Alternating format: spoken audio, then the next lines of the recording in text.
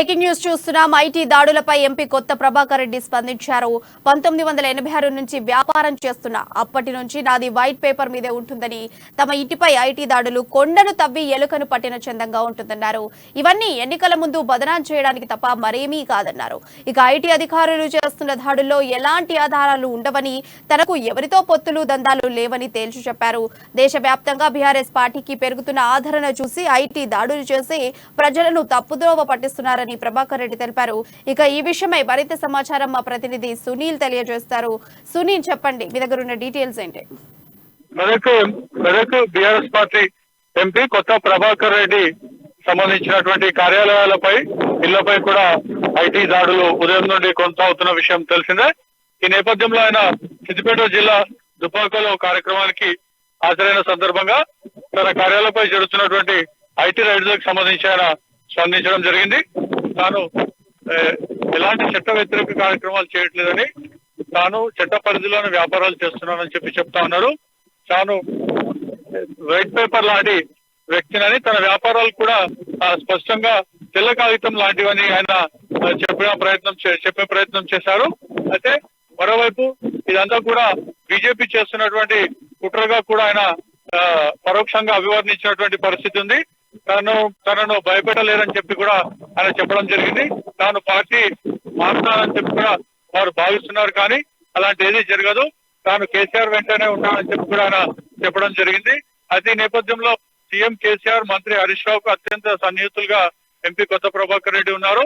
ఆయన గతం నుండి కూడా వ్యాపారాలు చేస్తున్నటువంటి పరిస్థితి ఉంది. అయితే అనూహ్యంగా ఆయనను రాజకీయాల్లోకి తీసుకొచ్చారు సీఎం కేసీఆర్. మొదటగా ఆయన ఎంపీగా పోటీ చేశారు.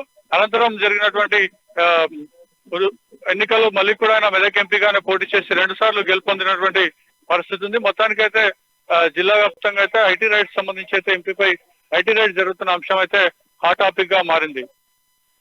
సునీల్,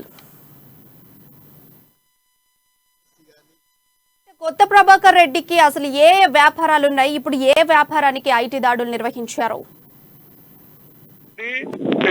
రియల్ ఎస్టేట్ వ్యాపారాలు ఉన్నాయి. అదే విధంగా ఆయనకు ట్రావెల్స్ కూడా గతంలో ఉండేది. ఈ మధ్య ట్రావెల్స్ వ్యాపారం నుంచి కూడా తప్పుకున్నట్లు కూడా తెలుస్తోంది. అయితే తనైతే రియల్ ఎస్టేట్ వ్యాపారాలు చురుగ్గా చేస్తుంటారు. తన సహోదరులకు కానివ్వండి, లేదంటే తన బంధువులు కూడా ఇవన్నటువంటి అంశాలను వ్యాపారాలకు సంబంధించినటువంటి చూస్తూ ఉంటారు.